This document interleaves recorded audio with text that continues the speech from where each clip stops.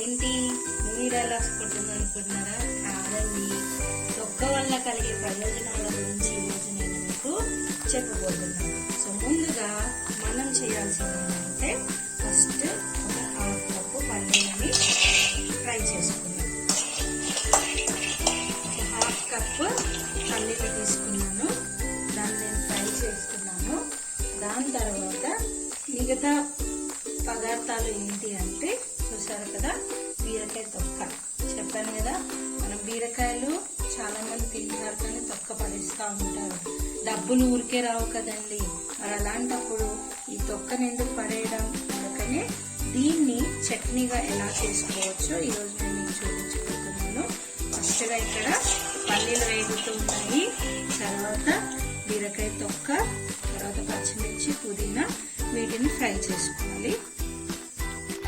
Friends చూస్తున్నారు కదా, మరి పల్లీలు అయితే వేగిపోయాయి.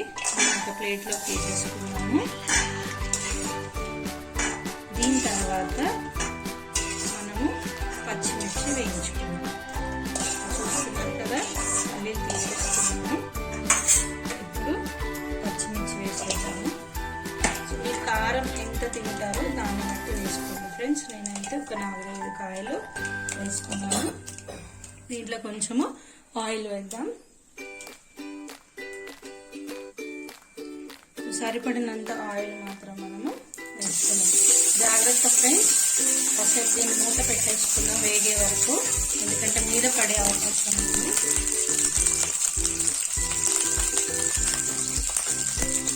సో దాంతోపాటు కొంచెం జీలకర్ర వేసుకున్నాం. కాసేపు వేగనిద్దాం ఫ్రెండ్స్. సో ఫ్రెండ్స్ చూస్తున్నారు కదా, మిర్చి అయితే వేగిపోయాయి. ఇప్పుడు దీన్ని ఇలా వేసుకోవాలి. అలా జీలకర్ర ఉన్నా పర్వాలేదు. ఇందులో మనం ఆల్రెడీ ఫ్రెష్ చేసుకున్నటువంటి పుదీనా అండ్ బీరకాయ తొక్కలు వేసేసుకోవాలి. ఆయిల్ అయితే సరిపోదు, అందుకని ఇంకొంచెం వేసుకున్నాం ఫ్రెండ్స్. లేట్ ఎందుకండి, మీరు చక్కగా రైస్ పెట్టేసుకోండి, అందరం కలిసి తినేద్దాము.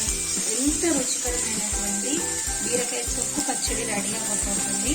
మీరు అందరూ కూడా రైస్ రెడీ చేసేసుకోండి. చక్కచక్క మనం ఇలా తొక్కు పచ్చడి చేసేసుకొని తినేద్దాం. చూసారు కదా, సో దీన్ని నేను పుదీనా మరియు తొక్కలు వేసాను. వేసేసి సో ఫ్రెండ్స్ మరి ఎంతవరకు వచ్చిందో చూద్దాము. బీరకాయ చూసారు కదా, చక్కగా వేగిపోయింది.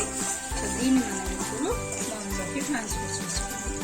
సో మిగిలిన ఆయిల్ అలానే ఉంచేసేయండి ఫ్రెండ్స్, ఎందుకంటే మనం దాంట్లో తాలింపు వేయబోతున్నాం. ఎక్కడ కూడా మనకి ఆయిల్ అనేది వేస్ట్ అవ్వట్లేదు. చూస్తున్నారు కదా, సో దీన్ని అయితే చక్కగా చల్లారనివ్వాలి. చల్లారిన తర్వాత ఇందులో కొంచెం ఉప్పు, నేనైతే ఇప్పుడు స్టవ్ ఆఫ్ చేసుకుంటున్నాను. ఇప్పుడు ఇందులో ఏంటంటే ఫ్రెండ్స్ చూస్తున్నారు కదా, సో బీరకాయ, పుదీనా, బీరకాయ కాదు బీరకాయ తొక్కు, పుదీనా, పల్లీలు, పచ్చిమిర్చి, జీలకర్ర, కొంచెం చింతపండు. కావాలంటే మీరు పులుపు ఎక్కువ తినాలనుకుంటే కొంచెం ఎక్కువ వేసుకోండి, లేదంటే కొంచెం తక్కువ వేసుకోండి. సో దీంతో పాటు కొంచెం సాల్ట్ వేసేసి మనం దీన్ని మెత్తగా మిక్సీ పట్టుకోవాలి. వాటర్ ఎంత కంటెంట్ మనకు అవసరం చూసారు కదా ఫ్రెండ్స్. మరి ఇలా అయితే రుబ్బేసుకున్నాను నేను. చూస్తున్నారు కదా ఎంత చక్కగా ఉందో ఫ్రెండ్స్. ఇది కానీ వేడన్నంలో వేసుకొని దానికి ఇంత ఆమ్లెట్ యాడ్ చేసి తింటూ ఉంటుంది ఫ్రెండ్స్ అసలు. సో ఈ చట్నీ మీరు రైస్లో తినొచ్చు, దోశలో తినొచ్చు, ఇడ్లీలో తినొచ్చు, దేంతో అయినా తినొచ్చు ఫ్రెండ్స్. మరి ఇప్పుడు దీన్ని తాలింపు వేసేసుకుందామా. చూస్తున్నారు కదా, ఇందాక మనము మిగిల్చుకున్నటువంటి ఆయిల్, నేను ఎక్కువ ఆయిల్ కూడా వేయలేదు మళ్ళీ. సో అందులోనే కొంచెము ఆవాలు, లైట్గా ఆవాలు వేస్తున్నాను. తర్వాత వెల్లుల్లి, ఎండుమిర్చి, కరివేపాకు. వెల్లుల్లి వేస్తున్నాను. కొంచెం కాగాక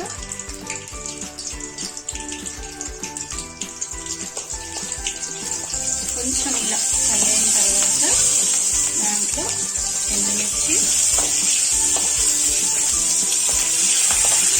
కొంచెం జాగ్రత్త ఫ్రెండ్స్, మీద పడే అవకాశం ఉంటుంది కాబట్టి దూరం నుంచి వేసుకోండి. కరివేపాకు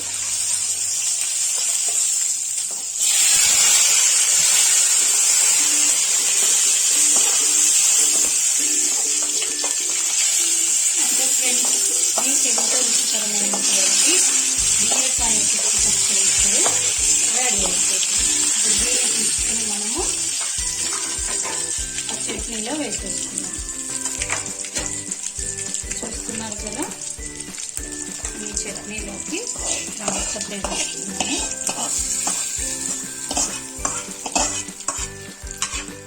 అంతే ఫ్రెండ్స్, ఎంత రుచికరమైనటువంటి మరి బీరకాయ